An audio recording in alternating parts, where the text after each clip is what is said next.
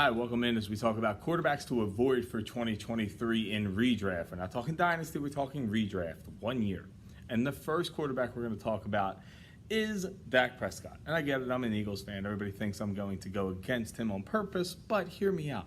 The man threw 15 interceptions last year, and his yards per attempt dropped down to 7.3. That's a scary set of numbers for a guy who should be ascending, who has a contract like he should be ascending. And he has talent. He does. But this coaching philosophy change is what scares me off him, because Kellen Moore is gone from the OC, who wants to air it out, who wants to put points on the board. And Mike McCarthy has spoken about slowing it down, making the game slower, giving his defense a chance to breathe so they can come back out fresh to death. Now, here's the issue on top of all of that. We have to also worry about Tony Pollard coming back extremely healthy, and if not, can Deuce Vaughn handle the load? So we have an issue with running back. Then we have an issue with tight end, something that Dak Prescott likes. And yes, they went out and got the rookie tight end. And yes, they have Jake Ferguson and Hendershot. But it's not Dalton Schultz. It's not Jason Witten. It's not a core piece. And they're also trying to bring in Brandon Cooks, which I get it. Big name, very good, very consistent for years. But we have to understand one thing. These pieces have to mesh and they have to gel, and they're changing an offensive philosophy which pulls away from Dak's upside. So if I'm looking for somebody in redraft, I'm not looking at Dak Prescott, because he's not giving me that ceiling. He just gives me a floor. I can't win with the floor.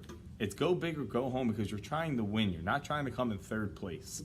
So that's why we're not drafting Dak Prescott. Let's go ahead and talk about our next guy right here. Again, you're going to think this is an Eagles pick, but I'm going against Daniel Jones. And I get it. The man finished QB9 last season. His turnovers were down. But do we really trust in Daniel Jones? Did he get an alpha receiver? Or did he get a tight end in Darren Waller, who's very good when healthy on the very back end of a career?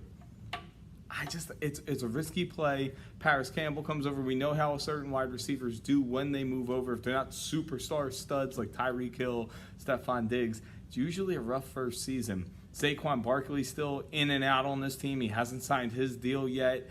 And they played above what we expected last season. I don't know if we can expect that twice to happen. I get that people love the coaching. I get that people think that Daniel Jones is turning the corner. But if he shows us the mistakes and the turnovers for year on year on year, and now all of a sudden he shows us one season and we flip script and we just believe he's changed, I'm not going to run that risk. I'm going to let somebody else take Daniel Jones. I'm going to let somebody else say, like, ooh, he did a lot of things for me and he's got a rope mobile upside, he's a Konami code.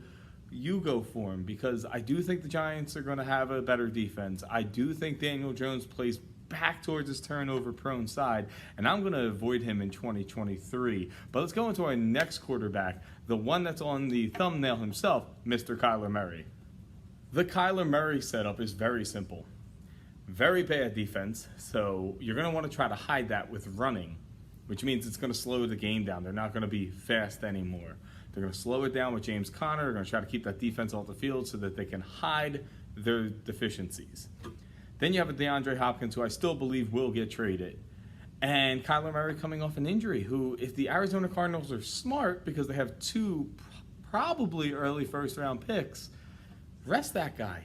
This season is a lost cause. It's a brand new coach. It's a quarterback who's injured. It's a wide receiver who wants out. It's a defense that isn't ready to actually compete against the Niners and the Seahawks to win this division. There is no reason to trot out a guy you just gave a ton of money to for this year.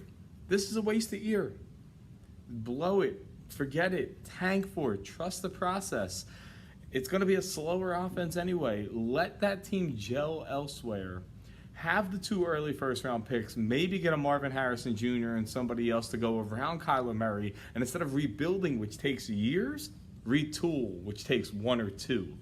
So I think that's the better approach. I think Kyler, because he is a smaller guy, because this team's not going to be great, and because he's coming off an injury, he might not play this season. And if he does, it's a back half of the season, and I don't think that's smart to do. But I'm not expecting him to even show up in the first quarter of the season. So there's no reason for me to draft him in 2023. Now we got one more quarterback. He just moved from the Raiders to the Saints. Let's talk about Derek Carr. Okay, Derek Carr. You know when you stat him out that he hasn't been a top 10 quarterback since 2016? That's rough. And he's moving to a new team. That's also rough. That is not easy for quarterbacks to do. And yes, he has worked with this coach before, but this is a whole new town, a whole new set of players. And he's got a lot of money and expectations on his head. And we have seen Derek Carr not live up to those expectations, i.e., last season. So I'm going to avoid him. I get it. NFC South, nice easy schedule. He plays the AFC South too. A super easy schedule, but Derek Carr is no better than a middle tier quarterback, maybe a QB2 if we're talking super flex leagues. And I'm not willing to risk my draft on him. I need somebody who's going to give me upside. He doesn't run. He doesn't throw for a lot of yards. He barely throws for a ton of touchdowns. And I have seen him screw up too many times from all these high expectations since that year he was playing as an MVP and got hurt. I know what to trust. I know what he is. He's not giving me anything special. So for redraft, I'm out on Derek Carr. Now, these are a bunch of quarterbacks I don't want to touch in redraft because there are better players with higher upside who rush a little more, who throw a little more, who have a bad defense, so they'll be on offense a lot more and playing from behind. You have to keep a lot of things in mind, but these quarterbacks, avoid them.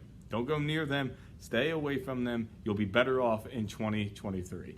If you like this, please leave a like, comment, share, help me out here. I'm trying to give you as much information as possible. Feel free to drop in the comments who you think should be avoided as a quarterback in 2023, and I'll see you next time.